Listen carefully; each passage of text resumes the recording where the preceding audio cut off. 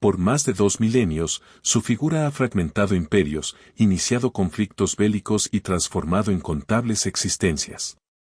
Fue ejecutado en la cruz y posteriormente declarado revivido.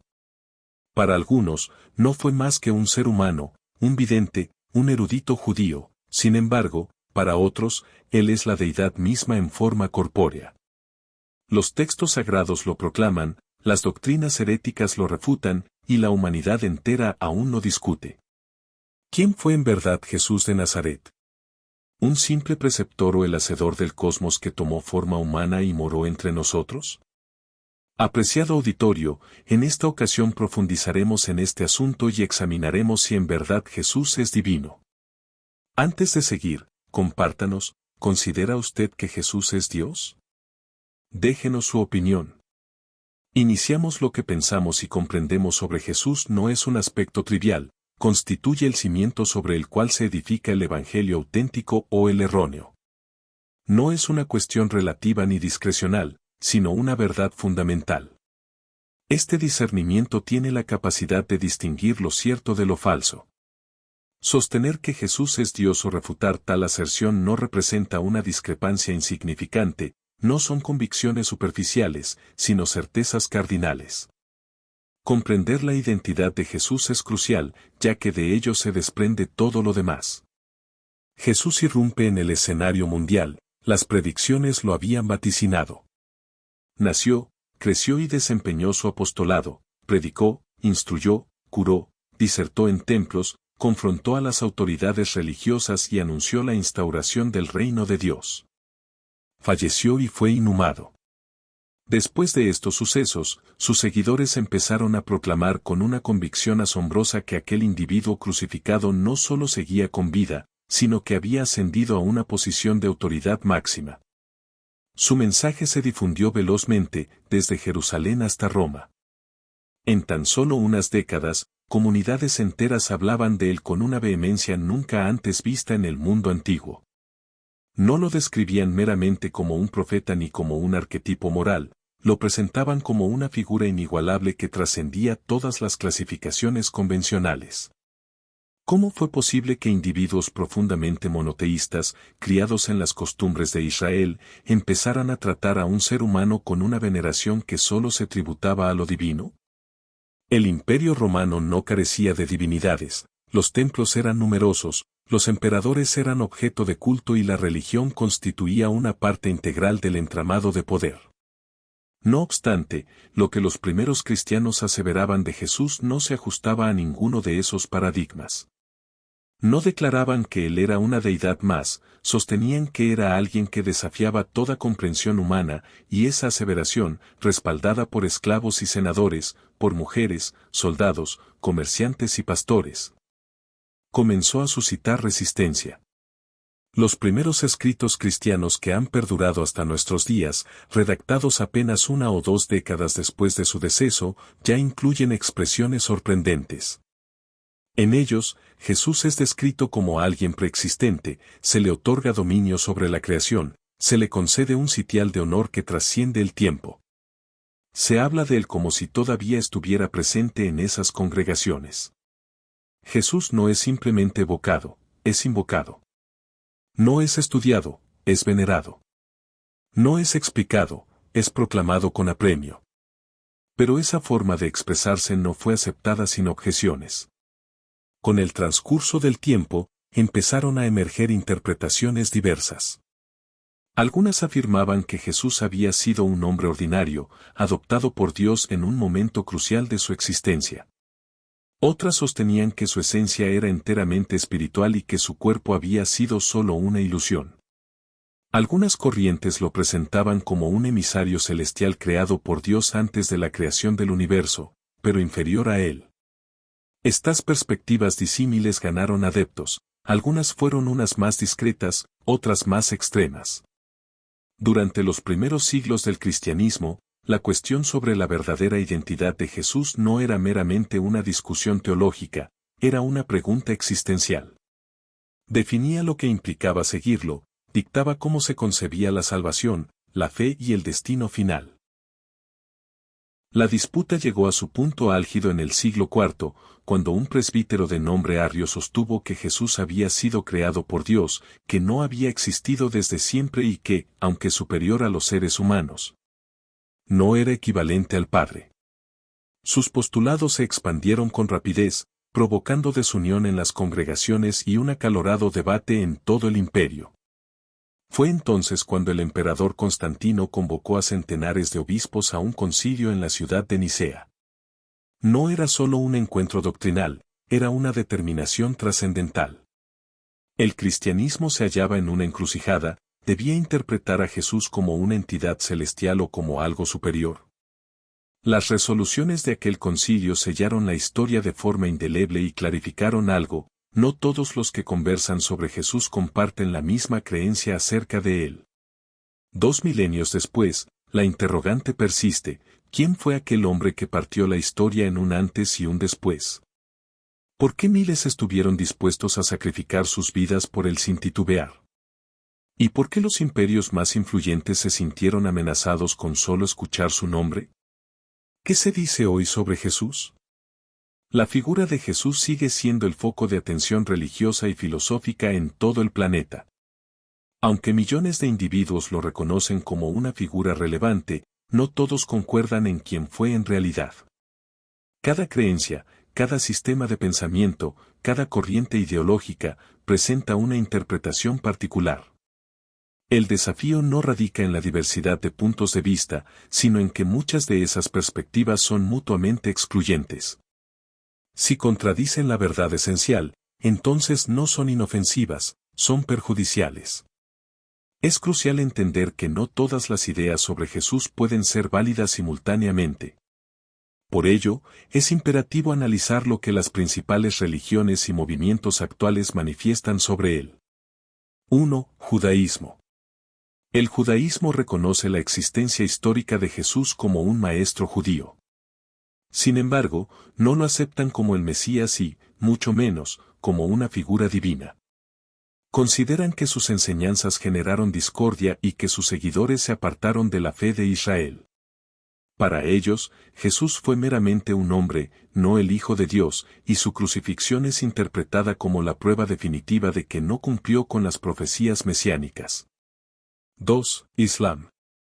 El Islam venera a Jesús como uno de sus profetas más significativos, refiriéndose a él como Isa. Creen en su nacimiento virginal y en la realización de milagros. No obstante, rechazan su muerte en la cruz, afirmando que fue ascendido al cielo sin fallecer y que regresará en el futuro. De manera rotunda, niegan que Jesús sea Dios o el Hijo de Dios, considerándolo una blasfemia. 3. Hinduismo. El hinduismo posee una perspectiva muy distinta. Algunos hindúes conciben a Jesús como un sabio o un maestro iluminado. Otros lo ven como una deidad encarnada más, entre muchas otras. No lo desestiman, pero tampoco lo consideran único o exclusivo. Jesús es una figura espiritual dentro de un universo colmado de deidades. 4. Budismo. Para el budismo, Jesús no constituye una parte esencial de su doctrina. Ciertos budistas lo admiran como un individuo sabio, un ejemplo de compasión y abnegación, pero no lo adoran. No creen en su resurrección ni en su divinidad. Jesús es percibido como un preceptor moral, no como un salvador. 5. Pensamiento ateo o secular. Numerosos pensadores ateos o seculares reconocen la existencia de Jesús. Algunos lo ven como un líder que promovió cambios sociales, otros opinan que fue simplemente un hombre carismático, víctima de la injusticia de su época. Para ellos, los milagros, la resurrección y cualquier elemento sobrenatural son considerados mitos. Admiten su influencia, pero niegan su divinidad y su autoridad espiritual. 6. Sectas y nuevos movimientos religiosos. También existen grupos que se autoidentifican como cristianos, pero cuyas enseñanzas difieren de lo que la Iglesia ha proclamado desde sus inicios. Por ejemplo, los testigos de Jehová sostienen que Jesús fue creado por Dios antes de la existencia del mundo. Afirman que no es eterno ni igual al Padre, y lo asocian con el arcángel Miguel. Para ellos, Jesús es el Hijo de Dios, pero no Dios mismo. Rechazan la doctrina de la Trinidad y no creen que Jesús deba ser adorado. Los mormones, por su parte, creen que Jesús es el Hijo literal de Dios Padre. Declaran que Jesús y Lucifer son hermanos espirituales, ambos descendientes del mismo Dios. Para ellos, Jesús es divino, pero no eterno en el mismo sentido que el Padre. Además, consideran que cualquier hombre fiel puede llegar a convertirse también en un Dios. Por ello, aunque utilizan el nombre de Jesús, sus enseñanzas son muy distintas al cristianismo bíblico. En el pensamiento de la nueva era, Jesús es visto como un maestro espiritual más.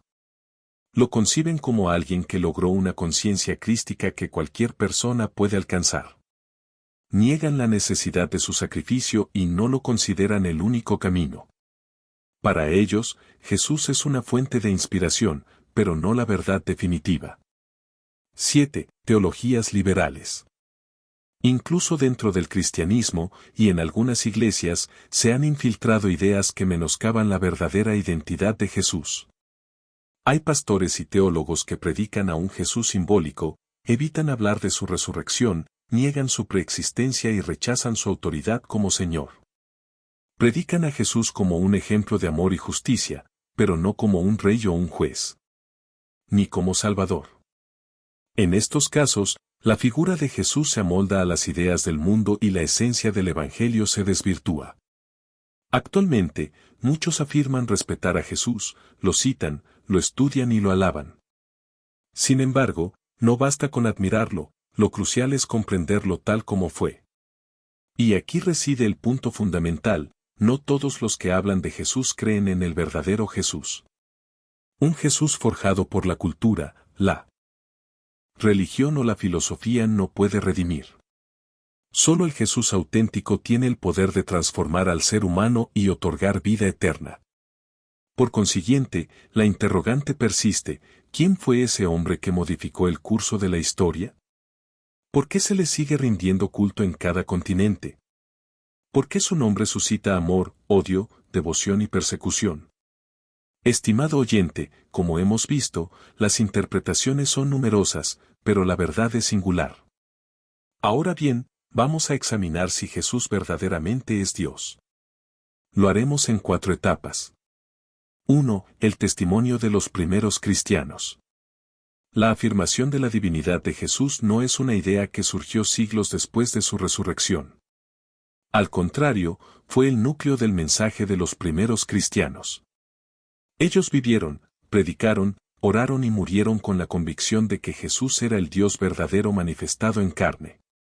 Los primeros creyentes en Jesús eran judíos devotos, educados en la tradición más rigurosa del monoteísmo. Por ello, resulta profundamente relevante que comenzaran a referirse a Jesús con un lenguaje que únicamente se empleaba para aludir al Dios de Israel. Para ellos, Jesús no era un ser creado o una criatura enaltecida, sino la expresión eterna del Dios invisible. Lo adoraban, le oraban y vivían en obediencia a su nombre. Este paso no representó una ruptura con el monoteísmo, sino una revelación de la unidad compleja de Dios, donde el Padre, el Hijo y el Espíritu Santo comparten una misma esencia divina. Desde las primeras comunidades cristianas, la adoración a Jesús fue pública, constante y ferviente. No era simplemente recordado como un gran maestro, sino invocado, reverenciado y glorificado como el Señor del cielo. Los himnos entonados en sus reuniones, las oraciones elevadas en su nombre y las confesiones de fe que lo proclamaban como Salvador demuestran con claridad que su divinidad no fue una elaboración tardía, sino una convicción inmediata. Los cristianos se bautizaban en su nombre, invocaban su autoridad en sanidades y liberaciones, y se reunían para partir el pan en memoria de su cuerpo y sangre, en una clara alusión a su centralidad divina. Los escritos de los primeros líderes cristianos, algunos discípulos directos de los apóstoles, refuerzan esta creencia. Sus palabras, cargadas de reverencia y doctrina sólida, evidencian que la divinidad de Cristo era un fundamento incuestionable en la fe apostólica. Ignacio de Antioquía, mártir del siglo I y discípulo del apóstol Juan, se refirió repetidamente a Jesús como nuestro Dios. Justino Mártir, filósofo cristiano del siglo II, escribió que Cristo era el Verbo eterno del Padre, preexistente, por quien fueron creadas todas las cosas. Lo llama el Hijo unigénito del Padre y afirma que era adorado por los cristianos como Dios. Ireneo de León, discípulo de Policarpo, quien a su vez fue discípulo del apóstol Juan, declaró que el Verbo eterno se encarnó plenamente y que en Cristo residía la plenitud de Dios de forma visible. Su teología se centraba en la idea de que solo Dios podía redimir a la humanidad, y por lo tanto, el Redentor debía ser Dios. Incluso Tertuliano, uno de los primeros teólogos en escribir en latín, defendía la unidad de esencia entre el Padre y el Hijo, aunque distinguía las personas, afirmando que Jesús era Dios verdadero. Estos testimonios, provenientes de los siglos I y II, son anteriores a cualquier definición conciliar, lo que demuestra que la Iglesia ya vivía y moría confesando a Jesús como Dios. No olvidemos que confesar a Jesús como Señor en el mundo grecorromano no era un acto inocente ni meramente religioso. La palabra griega Kyrios, traducida como Señor, tenía una profunda carga teológica y política en el Imperio Romano. Llamar Kyrios al César no era simplemente reconocer su autoridad civil, era atribuirle divinidad, ya que al César se le rendía culto como a un Dios viviente. Decir el César es Kyrios equivalía a decir que el César es Dios. En este contexto, cuando los cristianos afirmaban que Jesús es el Kyrios, estaban haciendo una declaración sumamente peligrosa y radical. Proclamaban que Jesús es Dios y que su autoridad era superior a la del César. Esta confesión no solo era vista como una afrenta política, sino también como una herejía civil, un acto de traición al imperio. Por esta razón, los primeros cristianos fueron perseguidos, encarcelados, torturados y asesinados. No morían simplemente por seguir a un maestro moral o a un profeta honorable, morían porque creían firmemente que Jesús es Dios mismo, el único digno de obediencia, fidelidad y reverencia absolutas. Estaban tan convencidos de esta verdad que preferían perder la vida antes que negar que Cristo es el Señor, es decir, Dios. Su confesión era más que una fórmula religiosa, era una declaración de lealtad exclusiva a Cristo como el verdadero y único Rey y Dios soberano.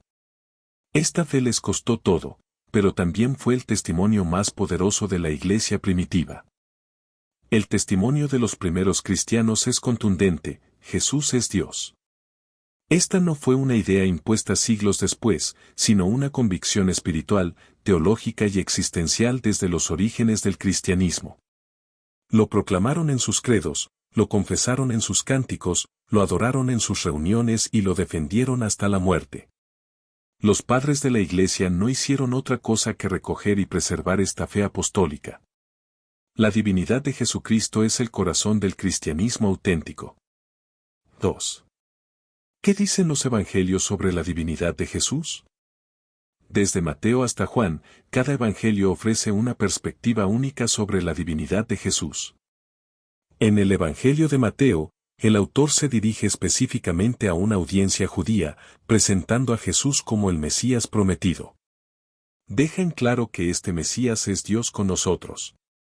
En Mateo capítulo 1, verso 23, citando Isaías capítulo 7, verso 14, se menciona que Jesús es Emanuel, que traducido significa Dios con nosotros. Desde su nacimiento, Mateo deja claro que Jesús no es simplemente un hombre con una misión divina, sino la presencia misma de Dios encarnado entre los hombres. Mateo también nos muestra a Jesús siendo adorado por los magos, los sabios de Oriente, quienes, guiados por Dios, no solo lo honran como a un rey terrenal, sino que se postran en adoración, un acto reservado únicamente para la divinidad. Otra de las cosas que menciona Mateo es que Jesús habla con autoridad divina, diciendo repetidamente: pero yo os digo. A lo largo del Sermón del Monte, Jesús no dice Dios dice o la ley dice, sino yo os digo, colocándose como el legislador supremo, igual a Dios, reinterpretando con autoridad propia lo que fue dado en el Sinaí. Tertuliano enseña que en el Sermón del Monte se revela a Cristo como el nuevo legislador divino que no cancela la ley, sino que la cumple con potestad divina. Y por último, en Mateo capítulo 14, verso 33, los discípulos, al ver a Jesús calmar la tormenta, lo adoran, reconociendo que están ante alguien más que un hombre, están ante el Hijo Divino. ¿Qué dice el Evangelio de Marcos? Ahora bien, veamos qué dice al respecto el Evangelio de Marcos. El Evangelio de Marcos presenta a Jesús como el siervo poderoso, pero aún así nos muestra su divinidad con claridad a través de sus obras y autoridad. Marcos nos presenta que Jesús perdona pecados. En el capítulo 2, versículos 5 y 7, encontramos declaraciones asombrosas. Leamos el relato bíblico. Al ver Jesús la fe de ellos, dijo al paralítico: Hijo, tus pecados te son perdonados. Estaban allí sentados algunos de los escribas, los cuales cavilaban en sus corazones: ¿por qué habla éste así? Blasfemias dice. ¿Quién puede perdonar pecados, sino solo Dios? Los escribas lo acusan de blasfemia porque entienden lo que está implicando: Jesús tiene el poder que solo Dios posee. Justino Mártir interpreta este pasaje como evidencia de que Cristo es Dios encarnado, pues perdona no en nombre de otros, sino en su propio nombre. ¿Qué nos dice el médico Lucas? Ahora veamos qué nos dice el médico Lucas. Lucas resalta la humanidad perfecta de Cristo, pero sin dejar de enfatizar su identidad divina como el Hijo del Altísimo. En Lucas capítulo 1, verso 32, leemos: Este será grande, y será llamado Hijo del Altísimo, y el Señor Dios le dará el trono de David su padre. Atanasio explica que Lucas subraya que Jesús no fue hecho hijo por adopción, sino que es el Hijo eterno hecho carne. En Lucas capítulo 2, verso 11, también se nos dice: Os ha nacido hoy, en la ciudad de David, un Salvador, que es Cristo el Señor. El título Señor, Kyrios, es usado en el Antiguo Testamento para referirse a Yahvé. Aquí se aplica directamente a Jesús en su nacimiento. El Evangelio de Juan. Veamos por último el Evangelio de Juan. Juan es el que más explícitamente declara la divinidad de Jesús desde el principio hasta el final. Juan, en el inicio de su Evangelio, nos declara: en el principio era el Verbo, y el Verbo era con Dios, y el Verbo era Dios. El apóstol no inicia su Evangelio con la genealogía humana de Cristo, como Mateo, ni con su ministerio en acción, como Marcos, ni con una introducción histórica, como Lucas. Juan comienza en la eternidad, antes del tiempo, y lo hace con una declaración solemne: en el principio era el Verbo.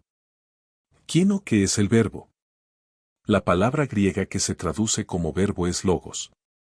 Este término no se refiere a una simple palabra hablada, sino a una persona divina preexistente, activa y plenamente consciente. Juan no dice una palabra o un mensaje, sino el logos como alguien que es, que existe. Eterno. En el principio era el Verbo. El verbo griego usado aquí es en, que está en tiempo imperfecto, indicando una existencia continua en el pasado. No dice fue creado o llegó a ser, sino ya era. Esto significa que el verbo no tuvo un comienzo, ya estaba existiendo antes de que el tiempo comenzara, antes de que se creara el mundo. Esta es una afirmación directa de su eternidad. Por lo tanto, el Logos no es una criatura, no es un ser intermedio entre Dios y el hombre, ni un ángel exaltado. Es eterno, lo cual solo puede decirse de Dios. Y luego dice: y el Verbo estaba con Dios. Aquí se revela la relacionalidad del verbo. El texto griego usa la expresión proston theon, que implica una comunión íntima, cara a cara. El verbo no estaba simplemente al lado de Dios, sino que vivía en relación activa con Él. Esto indica que el verbo es una persona distinta del Padre, pero en perfecta comunión con Él desde la eternidad. No es una fuerza impersonal ni una manifestación temporal, es una persona divina en relación con otra persona divina. Finalmente se nos dice: y el Verbo era Dios. Esta es la declaración más fuerte y clara. En griego, kaisios en hou logos. No hay ambigüedad.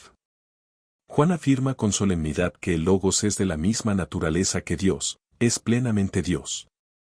No dice simplemente que el Verbo era como Dios ni que era un Dios, como enseñan herejías antiguas como el arrianismo, sino que era Dios en esencia, aunque distinto en persona del Padre. La omisión del artículo Hou, delante de Sious, no disminuye su divinidad, sino que evita confundir al Logos con el Padre y deja en claro que ambos comparten la misma esencia divina. Clemente de Alejandría afirmaba que este pasaje muestra que el Verbo no fue. ¿Qué otras implicaciones teológicas crees que se desprenden de la afirmación y el Verbo era Dios en el prólogo del Evangelio de Juan, especialmente en relación con la doctrina de la Trinidad? Eternamente. El Verbo es creado, sino que existía desde la eternidad con el Padre. Juan también nos dice que Jesús recibe adoración como Señor y Dios. Leamos Juan capítulo 20, verso 28. Entonces Tomás respondió y le dijo, Señor mío y Dios mío. Jesús no corrige a Tomás, no le dice que se equivocó, al contrario, confirma su fe. Este es uno de los textos más directos en los Evangelios sobre la divinidad explícita de Jesús. Orígenes enseña que esta confesión de Tomás fue inspirada por el Espíritu y que Cristo la acepta porque es Dios verdadero. Por lo tanto, los Evangelios de Mateo, Marcos, Lucas y Juan no presentan a Jesús como un simple maestro ni como un profeta exaltado. Él es el Emanuel.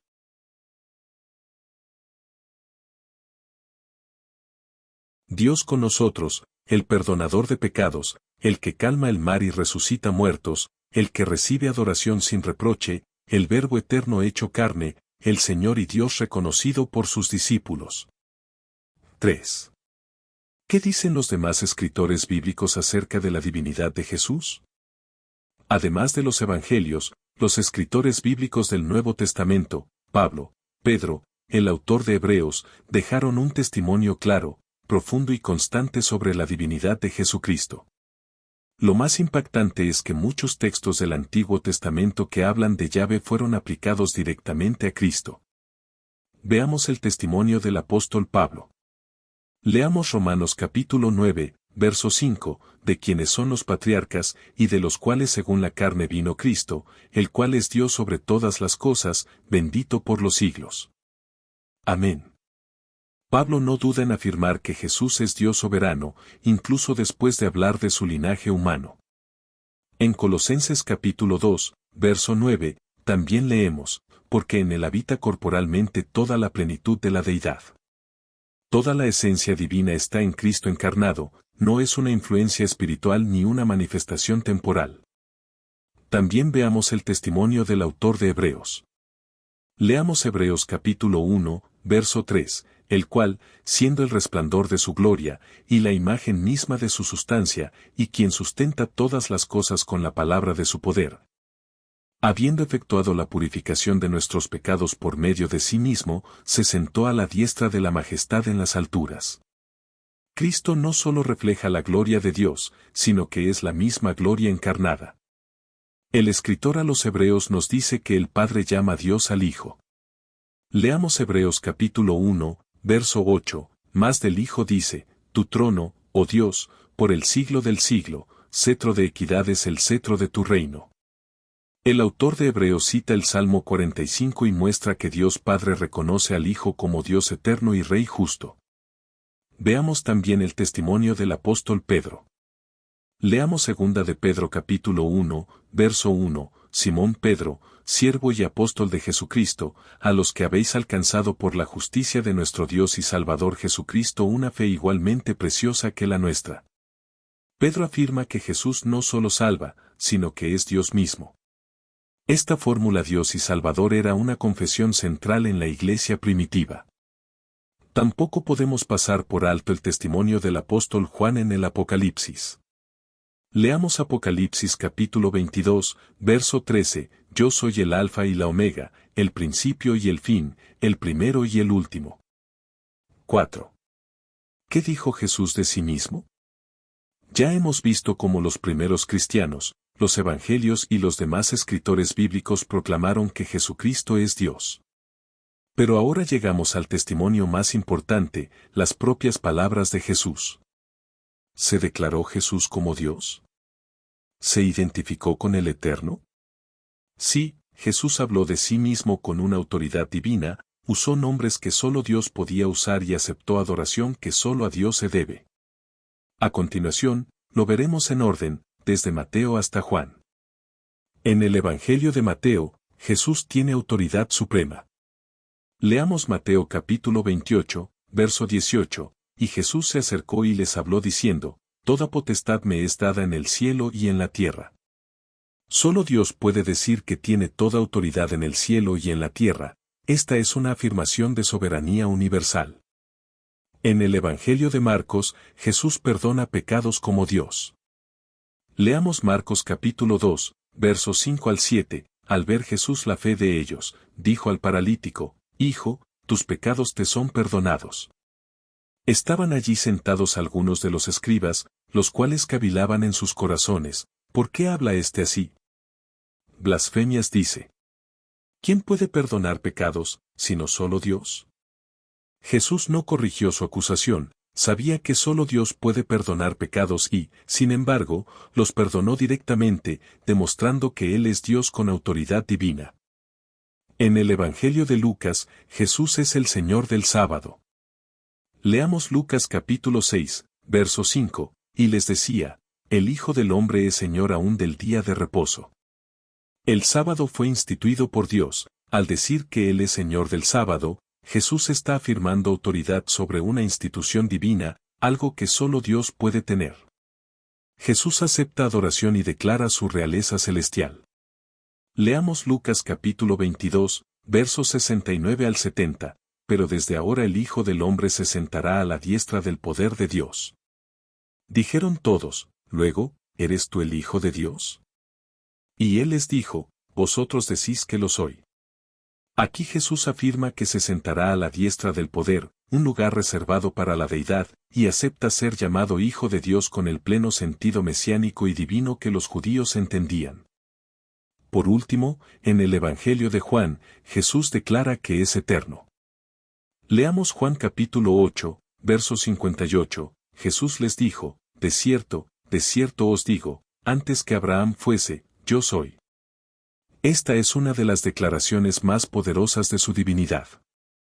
Yo soy, ego eimi en griego, es el nombre que Dios reveló a Moisés en Éxodo capítulo 3, verso 14, yo soy el que soy.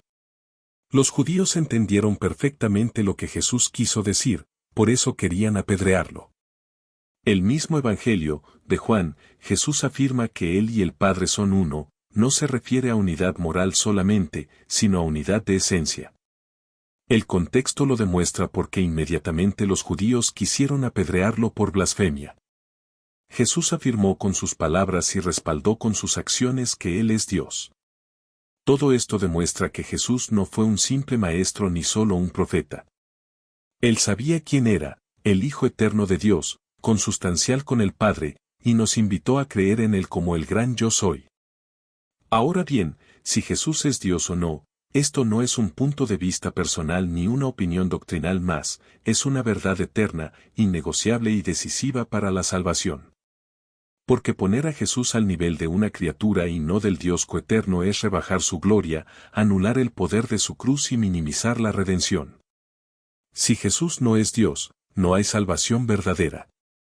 El peligro de negar su deidad y un evangelio falso. En primer lugar, negar su divinidad es permanecer en pecado. El mismo Jesús lo advirtió con palabras solemnes. Leamos Juan capítulo 8, verso 24, por eso os dije que moriréis en vuestros pecados, porque si no creéis que yo soy, que Dios usó ante Moisés. Negar que Él es ese yo soy es permanecer en condenación. Solo si Jesús es Dios, su sangre nos puede redimir. Si Cristo fuera solo un hombre, su muerte no tendría valor eterno. Pero Él es Dios encarnado, y por eso su sacrificio es suficiente. Leamos Hebreos capítulo 9, verso 14. Cuanto más la sangre de Cristo, el cual, mediante el Espíritu Eterno, se ofreció a sí mismo sin mancha a Dios, limpiará vuestras conciencias de obras muertas para que sirváis al Dios vivo. Solo una ofrenda divina podía limpiar la conciencia, romper la maldición del pecado y abrirnos camino hacia Dios. No reconocerlo es no tener al Padre.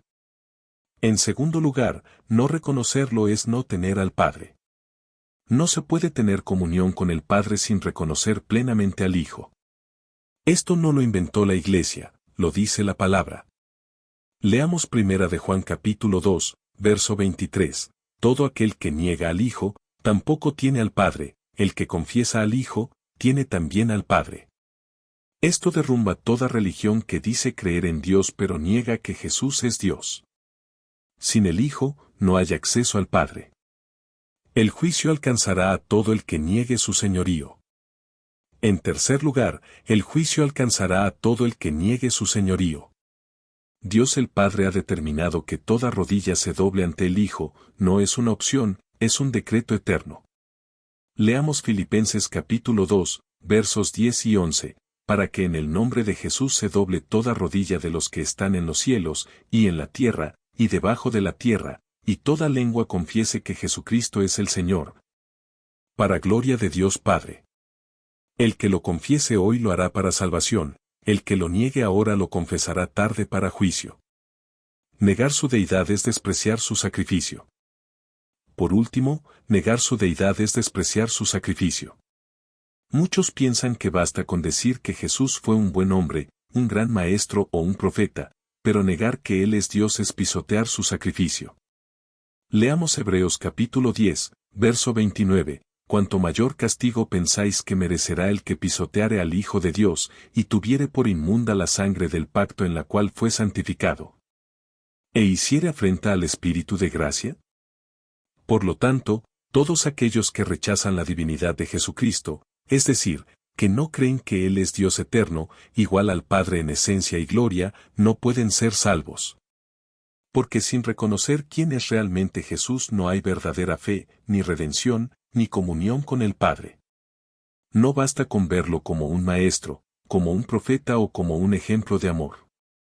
Él es el Verbo eterno que se hizo carne, el Dios hecho hombre, el único camino al Padre, el Salvador del mundo. Negar su deidad es cerrar la puerta de la gracia y quedarse bajo la condenación del pecado. Amigo oyente, hoy es un momento propicio, un tiempo de decisión. No pospongas más tu entrega, ríndete ante el Rey eterno, reconócelo como tu Salvador, pero también como tu Dios. Dobla tu corazón delante de aquel que un día hará que toda rodilla se doble en el cielo, en la tierra y debajo de la tierra. Que este mensaje haya tocado tu alma y abierto tus ojos a la verdad eterna del Evangelio. Si aún no lo has hecho, hoy es el día para confesar con tu boca que Jesús es el Señor y creer en tu corazón que Dios lo resucitó de los muertos, y así recibirás vida eterna. Así llegamos al final de este video. Esperamos de corazón que haya sido de gran bendición para tu vida y que haya tocado tu corazón con una reflexión profunda. Te invitamos a darle me gusta, suscribirte a nuestro canal y compartir este mensaje con tus familiares y amigos para que ellos también puedan ser edificados por esta enseñanza. Que Dios te bendiga abundantemente.